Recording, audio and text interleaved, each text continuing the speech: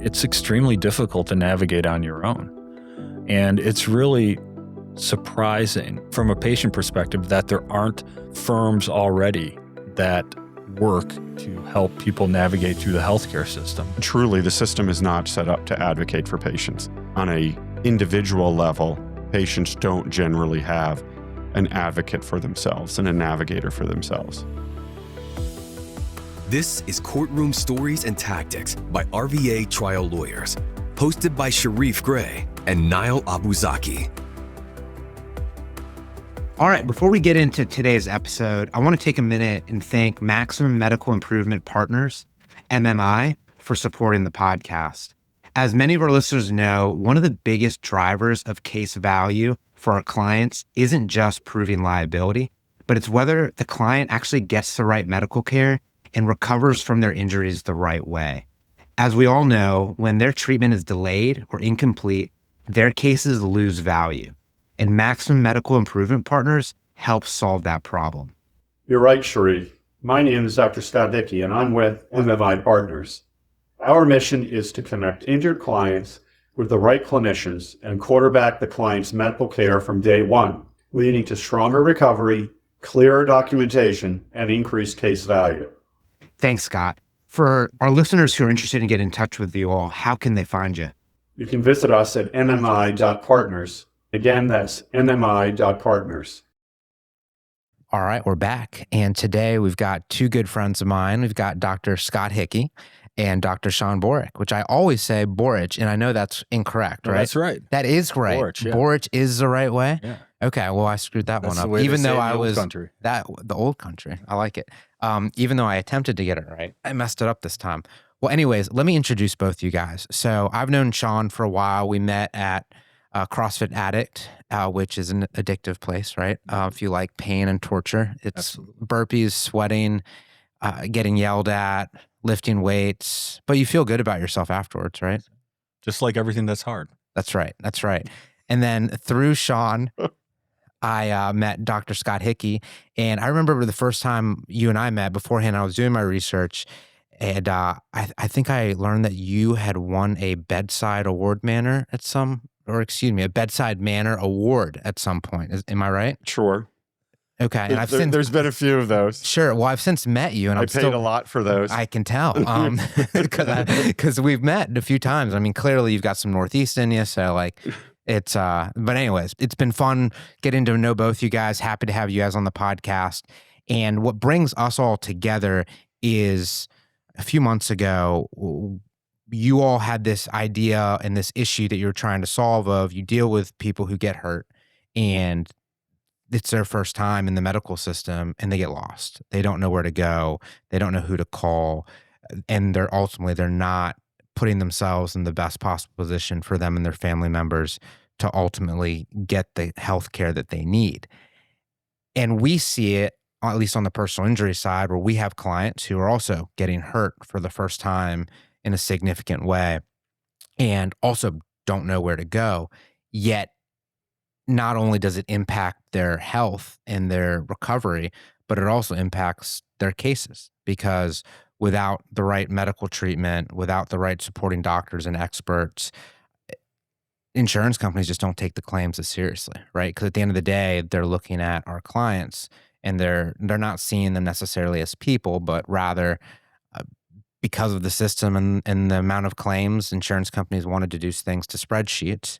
And so by doing so, they see, who do they see? What do the doctor's notes say?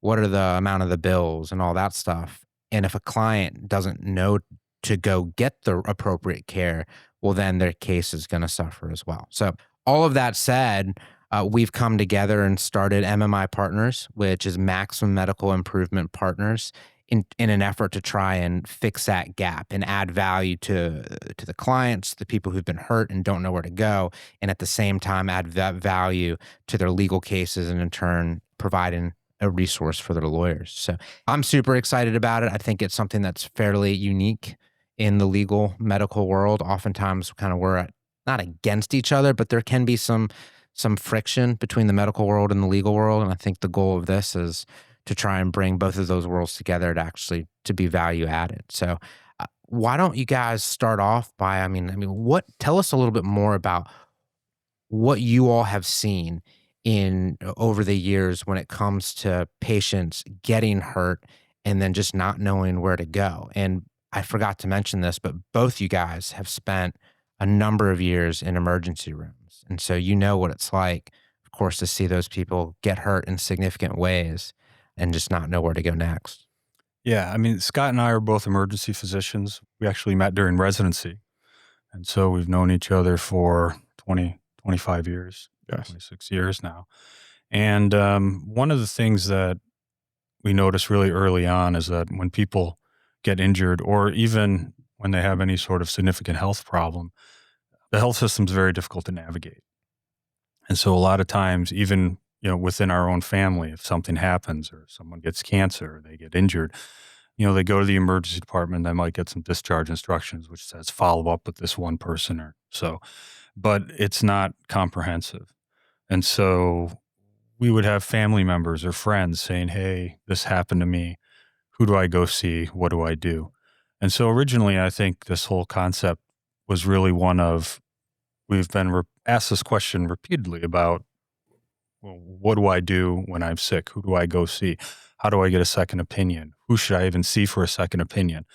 And so we tried to figure out a way to capture that and to help people navigate the system, which, a lot of times, because medicine's so complex, people have an injury or people have a problem and they don't even know who they should see at all. Like I look at my parents, for example. My father, and my father's very smart. He's got a PhD. My mother has a master's degree, and they will call and they'll say, "Hey, who do I see for this problem? What types of doctors should I see when this is going on?" And so that's kind of the whole basis of what we decided to do. And it's amazing to me, like how specialized the medical profession is. Whereas those like people like me who I have still very much a layman's knowledge of what doctors do, right? But I just assume, well, you're a doctor, you should kind of know, right? Meanwhile, doctors can be very much pigeonholed in their specialty. And we get the same, and they may not know that, hey, actually, you should also be seeing this group as well, right? Mm-hmm. And we get the same thing as lawyers. I get questions all the time. Hey, you're a lawyer. What do I do here? And I'm like, dude, like you're asking like a trust and estates question. Like I'm as helpful as a Google search. And frankly, I would rely on Google more than I would rely on what I know, right? And because just also with lawyers, we're specialized too. Like I don't know how to advise somebody about a will, but maybe I can at least know somebody who they can call. And that's the same exact way it is with medicine too. Yeah, especially as people go on in their careers. A psychiatrist after 10 or 15 years out of residency isn't really going to be able to give you that great advice on orthopedics, or vice versa. And so it's really important that you have people that can bring all those specialties together. And that's why emergency medicine is kind of unique in that, because when you're working in the emergency department, you have to know a little bit about everything, as well as you know each specialty. You have a connection to each specialty because you're always making referrals. You're always calling people in the emergency department to get advice on patients. And so we're very unique and specifically set up to be able to advise people on who they should see and the time frame that they should see people to. Yeah, because earlier is better, right? I mean, Scott, can you talk about that? Like, when you were helping us out with a case not long ago involving a pretty traumatic brain injury, and I remember one of your comments was like, "This guy needs to be being seen by this person, this group, like now. This is not something that you wait." Yeah, the navigation has to happen immediately. And as Shawn said, people don't know who to ask. And if they don't have someone that's quarterbacking the care for them and getting them to the places they need to go, their recovery is going to be delayed. And there's example after example of that. It could be the traumatic brain injury that had neurologic deficits in the hospital already that needed rehab immediately after they get discharged from the acute injury, to the folks that maybe have an extremity injury that, well, it doesn't require surgery. It does require some intensive physical therapy or occupational therapy. And that the sooner that begins, the better the recovery is going to be for the patient. Otherwise, it's going to drag out over time and limit their ability to do the tasks that they need to do, whether it's caring for their children or providing, an income for their families. And we see it at least on the legal side, right? I mean, I'm sure all the personal injury lawyers listening to this are probably like, yep, those cases where the client comes in, they're hurt, they go to the ER, but then they don't really treat. They don't really follow up. And the phrase that's used in our world and in the insurance world is, well, there's a gap in treatment. So what happens is once there's that gap, and let's say it's a 6-month gap, well, then the argument is, well, hey, it's not related to this car crash. It's not related to that incident. And because there's such a long gap, it's actually degenerative or it's related to something else. And that's another obstacle, at least for the legal case, which, and certainly I expect is also an obstacle for the client's health because they're not getting the treatment that they need. And that's a gap that we should be working to close. So the sooner you get the case and you're able to share it with us and have us meet with your client, which would be our patient, to talk about their situation and to review their records and the care they're getting, we can direct them further to where they need to go to next. But you're exactly right. When there's a large gap of 6 months, 8 months, even 12 months in care, that is going to either delay how long it takes for them to recover, or it may inhibit them from getting a full recovery. So certainly the sooner we're involved, it was suggested to us not long ago in having a conversation with another lawyer that, well, it really sounds like this is something for our seriously injured clients more than others. And really, it's not true. It's for all your clients. Sure, the serious ones have really obvious, significant trauma, but even folks that maybe don't appear to have significant trauma, like a gentleman who's holding a steering wheel and his hand gets torqued after he gets broadsided by another car, has a significant injury to his dominant right hand that imperils his ability to provide for his family. And like in the situation that we're aware of, there was a gap in him getting the treatment that he required, which we could have closed that gap for him sooner if we had been involved more quickly. And that guy, I mean, we're certainly not going to mention his name, but that guy, I remember him basically hitting a dead end. And the providers that he saw said, not much we can do for you. And you guys were like, that's ridiculous. Like, no, you can go see this person or this person or this person. And they did. And finally, at least got better guidance through that process, which was critical for him. But so we actually had a recent jury trial, and we've had 2 in the last month. The first one we had was actually a case similar to what you just mentioned. It was 2 cars on 81 north by Blacksburg, and our client is in the left-hand lane behind a lady who's in front of him, and she's going a little too slow. He starts to move over to the right to pass. She then merges into the back left side of his vehicle, like a pit maneuver, unintentional pit maneuver. At least that's what the police call it. That's what I learned through the case, when they try and spin somebody out. And so hits him, he starts to spin, is able to correct himself, but in the process, left shoulder, the torque on the left shoulder leads to a tear. He sees urgent care a couple days later. He doesn't get medical treatment for that shoulder for 9 months. The best offer in that case was $20,000. We couldn't settle that case for meaningful value. I mean, he ended up having a shoulder surgery, and that was only partially successful, and then he had to have a shoulder replacement surgery. Now, the reasoning for the gap was the guy had a pre-existing hip surgery scheduled, so the hip took priority. But he didn't have meaningful treatment for the shoulder in the days or weeks or months after the incident. And so it put us as the lawyers in this almost impossible situation of like, I mean, we can't convince this insurance company to put real money or real value on the case. We tried it. We got a good result, a very good result. But more often than not, like I lose those cases because the gap in treatment is so long, and the defense has a great argument. Hey, if he was really hurt, why didn't he get help? Right. And I mean, I think the jury, rightfully in those cases, feels the same way. Like if it's really bothering you, then you got to get the medical treatment. To piggyback off your point about why it's so important to get that treatment early. I mean, again, from the legal side, it's important, but what's even more important is you're just not going to get better. You're not going to get the help that you need to ultimately recover. Because the goal, right? I mean, MMI is maximum medical improvement. We want to get, well, anybody in this profession, we want to get our people either 100% or as close as they can to 100%. So would you guys mind sharing just what does MMI do? Like, what's the point of MMI Partners?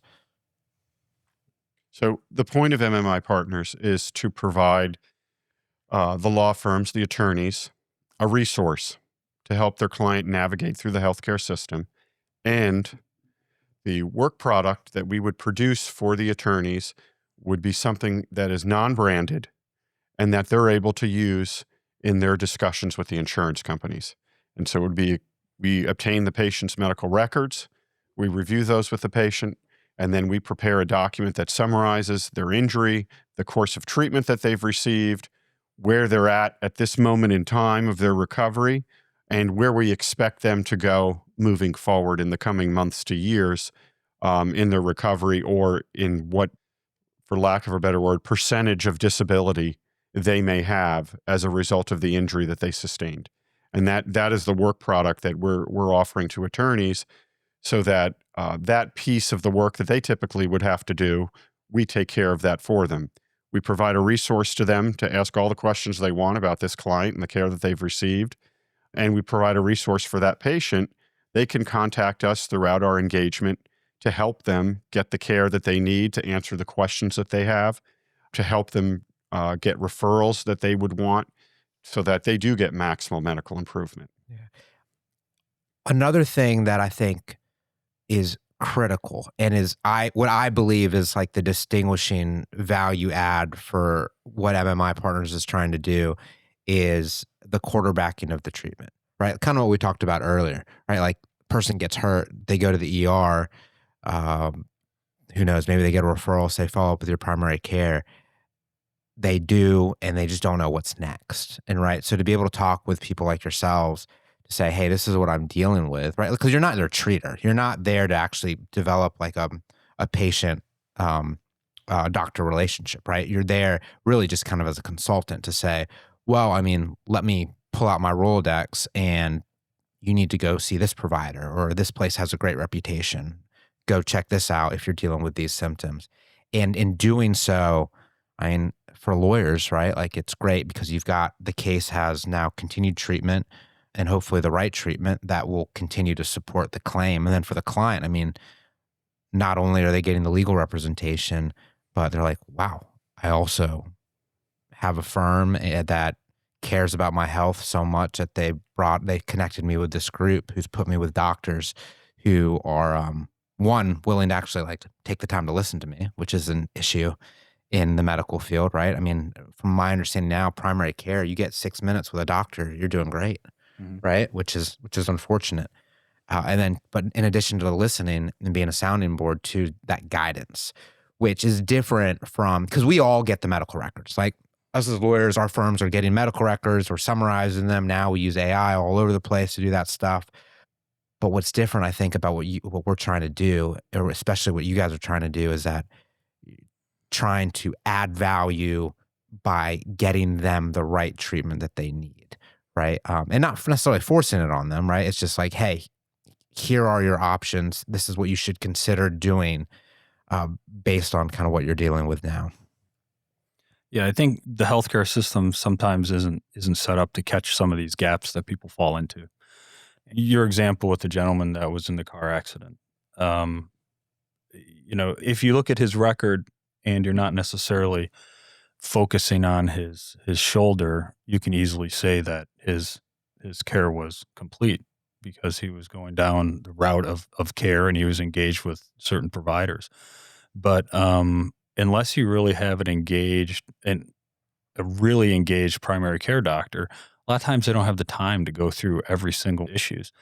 Things can get missed, and missed not in a medical malpractice way, but just missed in the best path for treatment.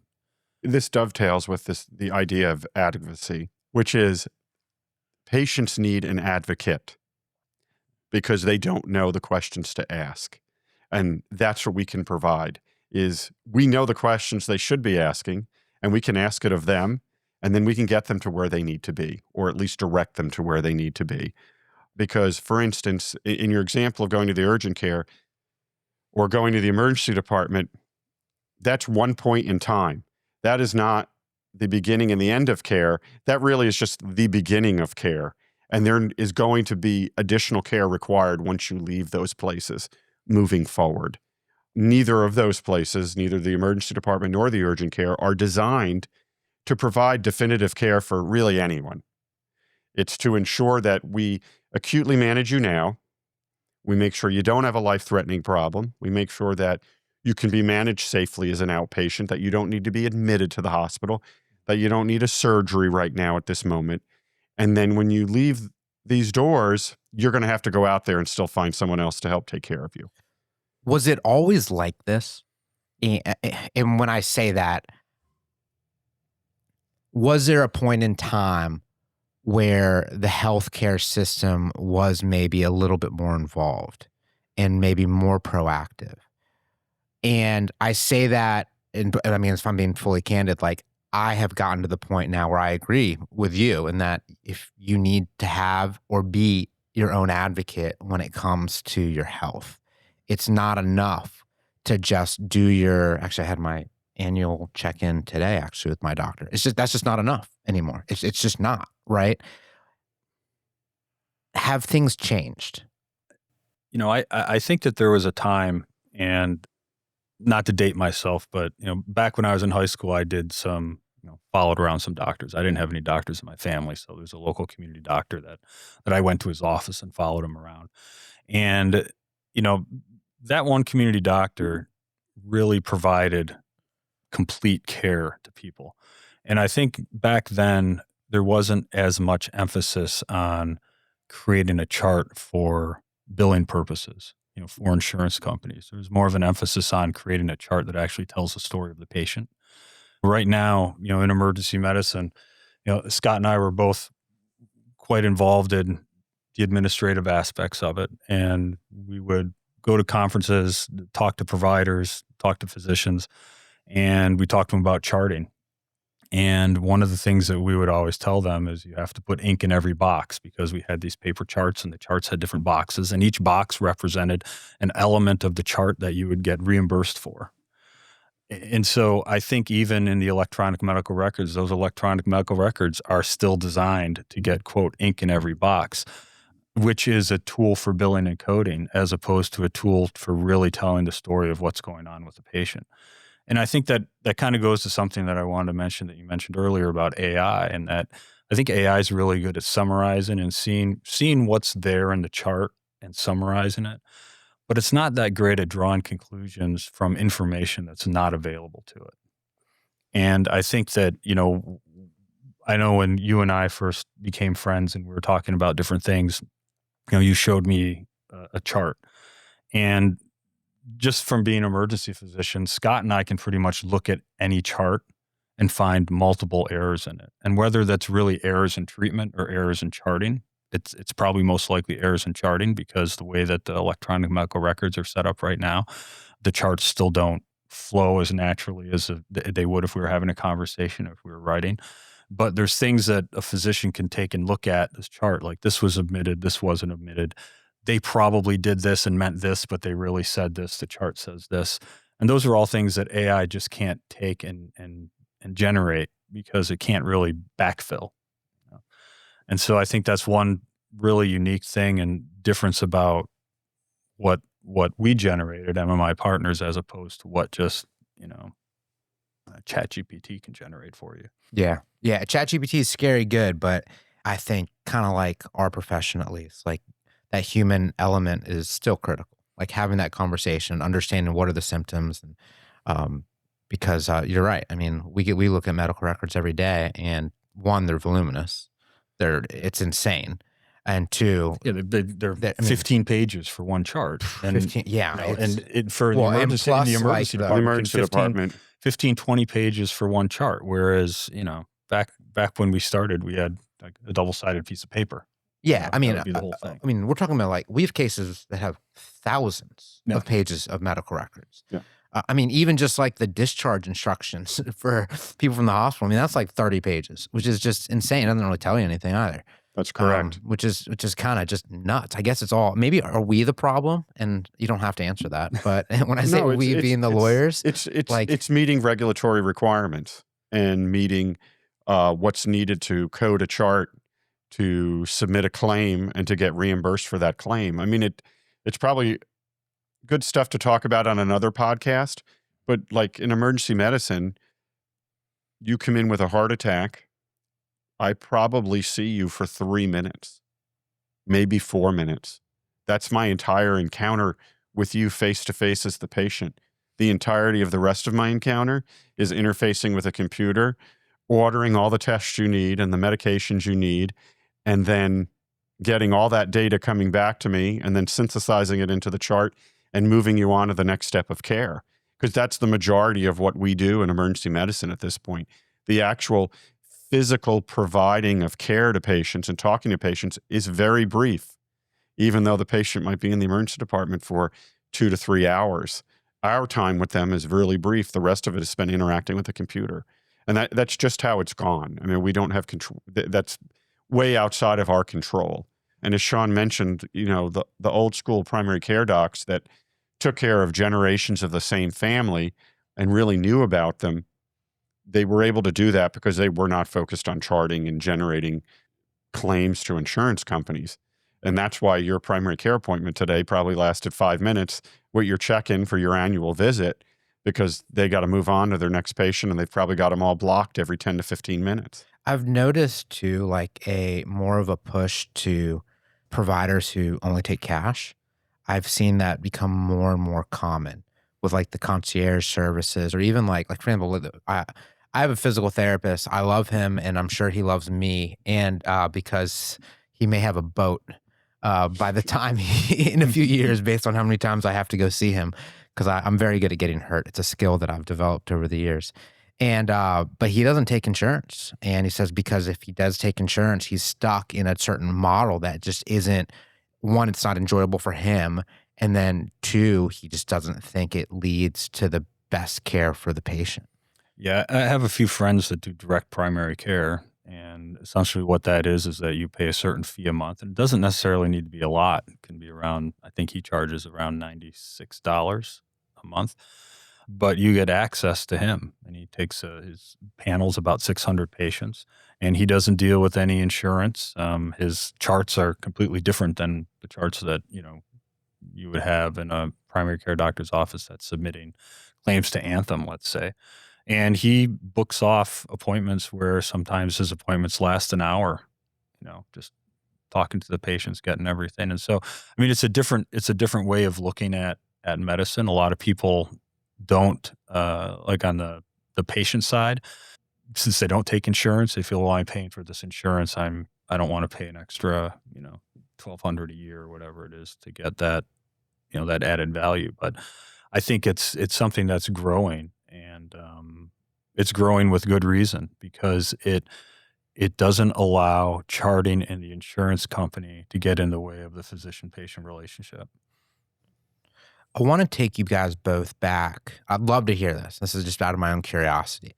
But what is it like being in an emergency room, getting the call saying, hey, there's been a bad crash or a bad incident, get ready, right? Somebody's coming in. And first it could be a future personal injury client of a law firm, right? Like, what is that like? I mean, you've been trained for this. Is there an adrenaline rush? Is it, what is that like? Can you share that? There's, at least for me, so both Shawn and I have worked in large emergency departments. You know, for your audience, the average emergency department in the United States sees 35,000 patients, maybe 40,000 patients a year. We've each worked in emergency departments that size, and emergency departments that are 75,000, 100,000, 110,000 patients per year, and that provide different levels of care. So that scenario that you're describing at a place that I used to work here in Richmond, that is an everyday occurrence. It's just what you do. It's part and parcel of what you do. It's bread and butter. There's no adrenaline rush. You have a very standardized way of how you approach those patients. At the place where I work at currently, it is a smaller, very traditional community emergency department. So that staff that works there is maybe not as efficient and knowledgeable of managing those patients and the pitfalls with those patients, whereas another hospital would be. So you, as the doc, as the leader of the team, really has more responsibility sometimes in those environments, because you really got to make sure that you're moving the ball forward for the patient and getting all the studies that they need to have. And I can't say that there's been one time that I've thought about, well, I'm taking a patient that, oh boy, this guy's going to have a huge PI claim. That's never occurred to me. No, it never occurred to you. But we Can't just imagine. we see people with bad injuries and bad things happen.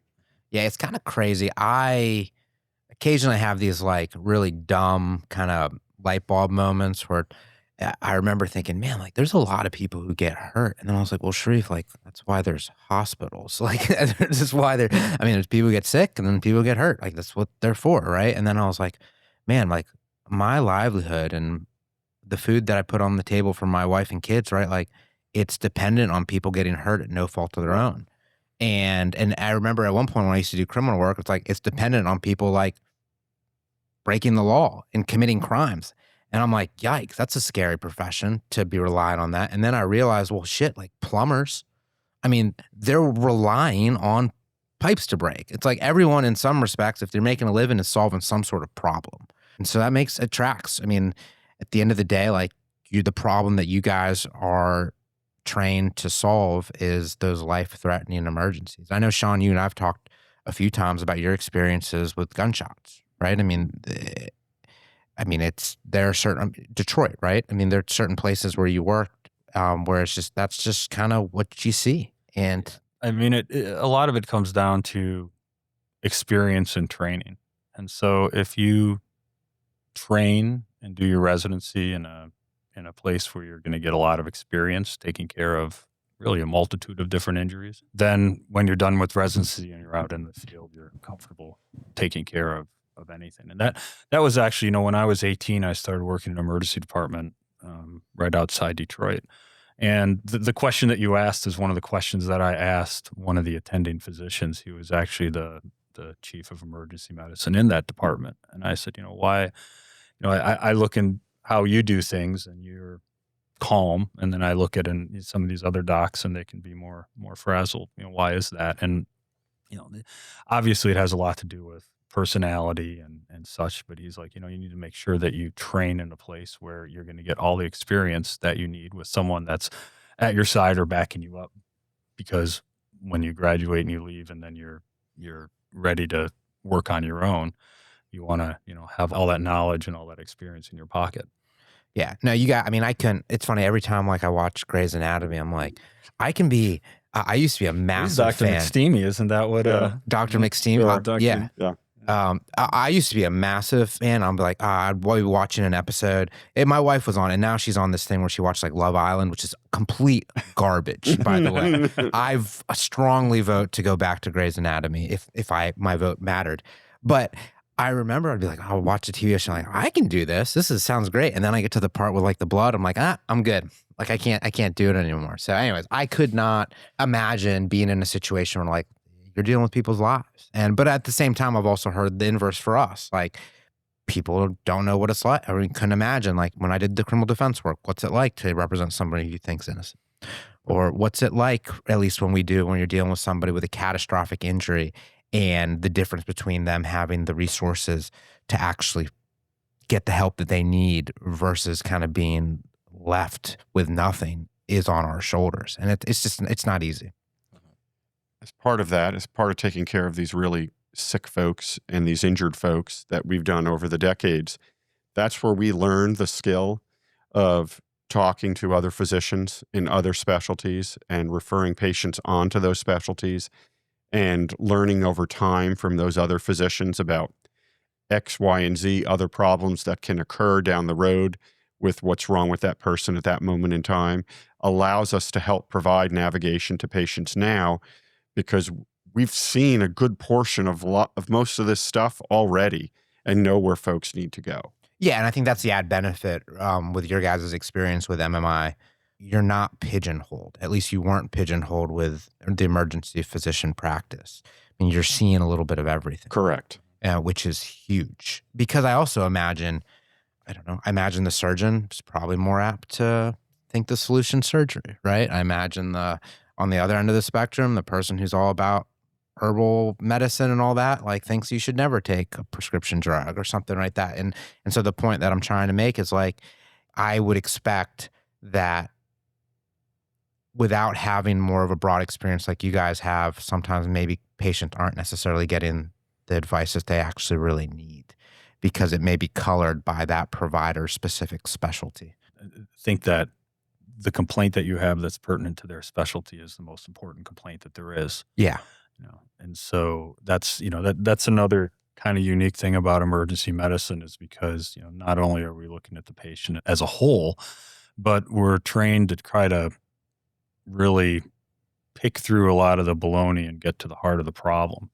And when I say baloney, I'm talking about maybe a non-life-threatening issue.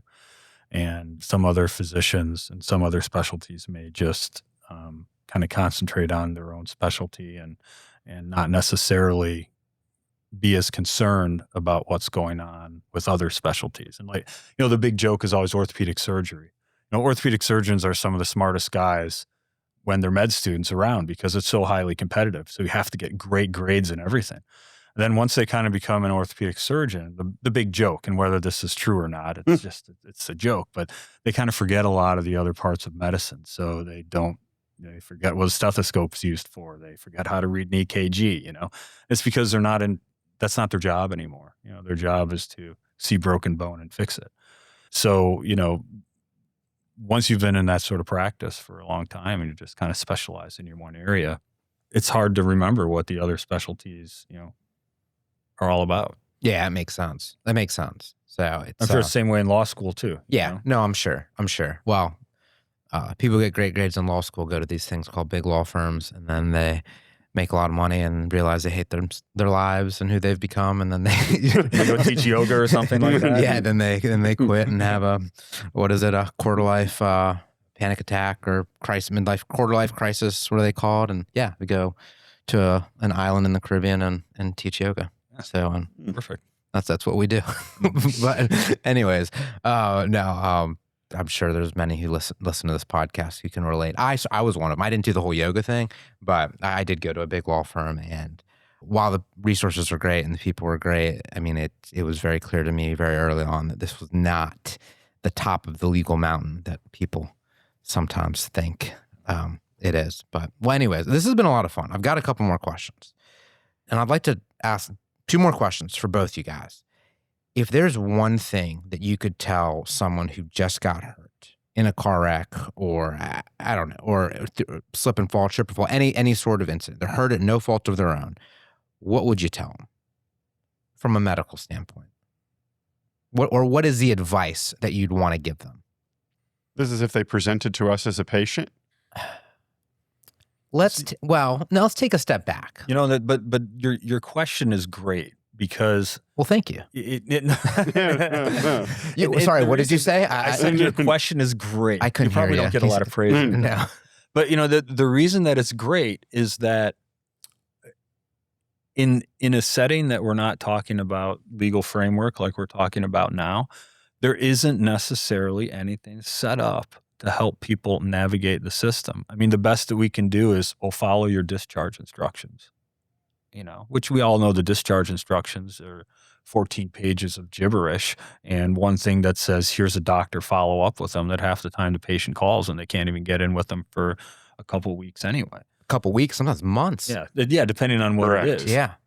And so when you ask that question, it's like, what's the best thing that someone can do that's having residual problems? And it could be multifactorial, besides follow the discharge instruction. I mean, as a physician, it pains me to say this, but it could be call an attorney and then get set up with someone like us that can help you navigate through the system. Because like I said at the beginning of the podcast, it's extremely difficult to navigate on your own. And it's really surprising. Well, it's not surprising, but it's surprising from a patient perspective that there aren't firms already that work to help people navigate through the healthcare system. But the reason that there aren't that many of those firms is that it's hard to monetize because people don't want to pay for it. Truly, the system is not set up to advocate for patients, particularly when it involves you having to interface with a hospital. That's truly not what it's set up for. I mean, a hospital is a business that's trying to drive volume through it. On a individual level, patients don't generally have an advocate for themselves and a navigator for themselves. And I imagine most doctors kind of when they say, oh, let me put on that white lab coat, I want to go be a doctor and commit the next 40 years of my life to school before I can finally see a patient, right? I'm joking, not 40 years, but it's forever. 30. It's significant. No, yeah. but you basically, if you want to be a doctor, right, you basically need to make that decision as like a 18-year-old, more or less, right? I mean, because you go to college, you have to do some level of biology, right? Or some sort of prerequisites for med school. Then you have med school, then you have residency and fellowships and all this stuff. And it's depending on what you're choosing, right? It's 10 years. Correct. Yeah. So it's a 11 to... And physicians have very little influence or control over the system. Which is what must be frustrating, right? For a physician to think, I did this job because I wanted to help people. And to have the constraints of the charting for billing purposes and the insurance and all that, that's got to be frustrating. It's very frustrating, and it leads to people changing careers, leads to people changing jobs and leaving places they were at because of that, because there's that conflict. Yeah, and I guess in the worst part of it, right, it leaves the people in a position where they don't necessarily know where to go next to get the help.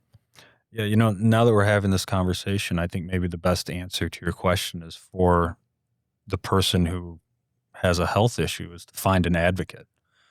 And whether that advocate is an attorney or whether it's a family member that's going to be relentless in fighting for you to get the type of care that you need or you deserve. If you can't advocate for yourself, then you need to find someone, whether it's your daughter or, your mother or a very close personal friend that can advocate for you in much a way like you guys advocate for people who are, injured through no fault of their own or hurt through no fault of your own. I think that everyone needs to have an advocate when it comes to healthcare and the healthcare system, because if you engage in it and you're passive, then you most likely won't get the outcomes that you want and that you need.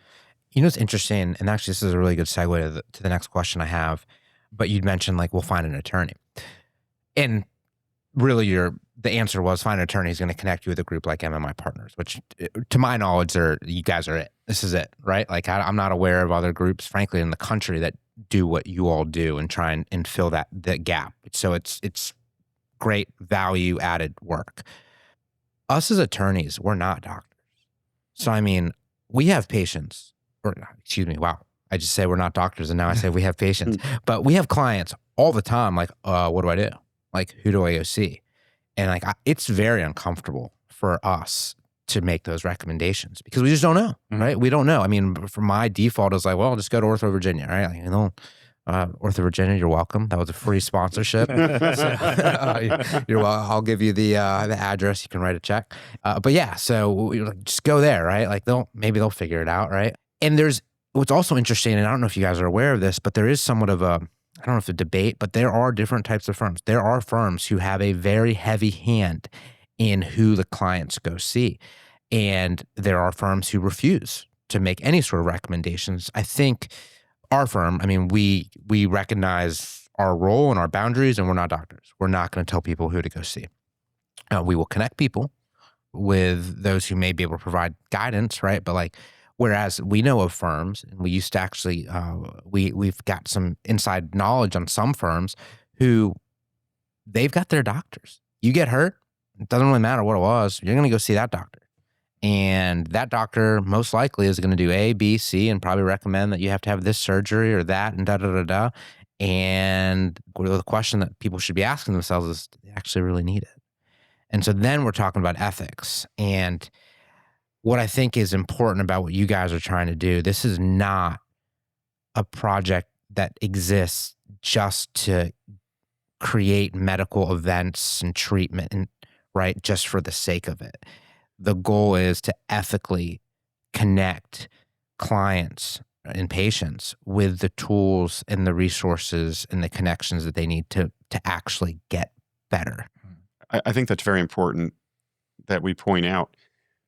We have no stake in the outcome of your client's case in the legal system. Our role is to advocate for them and to navigate them towards the care they need to get. And your example of you just need to go see the local orthopedic group, it may be true that they need to go to the local orthopedic group, but they need to go to a specific person in that group, because even within your local orthopedic group, there were probably 6, 7, 8 subspecialties of orthopedics within that group, and you need to go to the right one that takes care of the pinky finger for your problem versus the guy that takes care of the big toe. And I mean, that's really seriously the case, is you've got to see the right person, because as we talked about earlier, the patient who had a hand injury, he was seeing an orthopedist. He wasn't seeing the right kind of orthopedist. And ultimately, we got him to the right kinds of orthopedists that he should be seeing for his injury to get him back onto the road of recovery. So that is what we can provide to patients. Last question. So similar to the question about what would you want someone who's recently hurt to know, what advice would you want to give them? And really what I took from your answer is, at the bare minimum, you need to find an advocate, right? Like you need to be it a family member, a friend, whoever, right? Or a group like MMI Partners.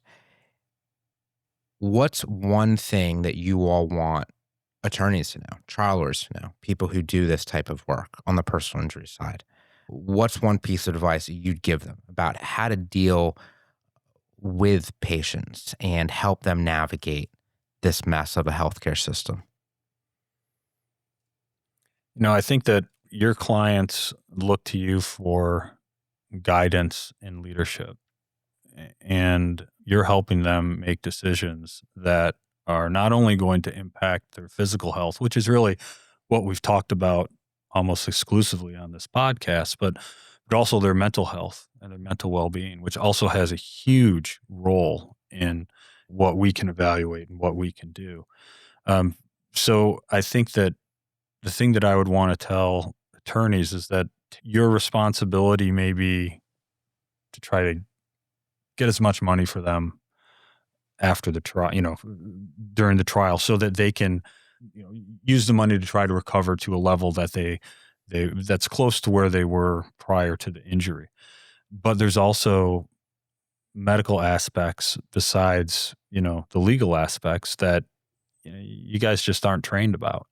And so I think if you're questioning what type of care someone needs, which I think every single time, unless it's such an easy, straight case that it may not even be of interest of you because it's so easy and straight. But I think that you just need to think about how can I help this person navigate the system, and reach out to someone that can help you, because you guys are attorneys, you're not physicians. Yeah. Yeah. And it's also on that note, right? It's like what may be a small case in our eyes is still the only case for that client, right? It's even if it's just a soft tissue injury case, right? Like I'm sure trial lawyers, whether they're willing to admit it or not, but there's a part where it's like, I don't know how much attention we want to give a case like that, right? Like, but the reality is that's still injuries that's taken somebody out of work. That's still injuries that's impacted their relationships with their family and their friends. It's still something that messed with their mental health. It's still been a setback. It's been a major disruption to that person's life. And even though it is on the spectrum, maybe a smaller case or not as significant of injuries, it's still very significant to that person. Right. I mean, one of the things that any good emergency physician learns, and this is something that both I think Scott and I learned because we had some fantastic teachers where we did our residency down at VCU, is that the patient in front of us, it may be one patient of 15 or 16 we may see in a shift. And so for us, it's one of many. But for that person, the same experience, the experience that they're having interacting with us, that could be the worst moment of their day, most likely the worst moment of their month, their year. It could be the worst moment of their life. And so that's always something that you need to keep in mind, is that although you're kind of churning and seeing a bunch of people, to that person, the interaction that they have with you is extremely unique, and it can be extremely impactful on how they continue to live the rest of their life. As I'm sitting here listening to Shawn's answer to your question, I'm thinking to myself, Great question, right? it is a great question. Thank you. And you know what? My answer is going to have a little bit of judgment in it. Okay. And that is, maybe take this as a call to arms for attorneys and personal injury attorneys specifically, to say, you know what, we need to do better for our clients and to maximize their improvement, to use it for the catchphrase. But it's serious, because your case is going to be over, but that patient is going to have to live with the consequences of whatever their injury was for the rest of their life. And we provide an opportunity to quarterback their care, at least initially, and hopefully get them on the right path. And that's currently not something that's being offered. That's not being provided to folks. Most PI attorneys are relying on the records that they get and the care the patient has already received. And maybe they're doling them out for a couple of specialty consults that may be a one-time visit, but it's not providing longitudinal care for that person that they're going to need for the long term.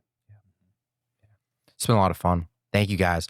Real quick, Scott, in terms of getting more information about MMI Partners, how can people find out more? The easiest way is MMI.partners.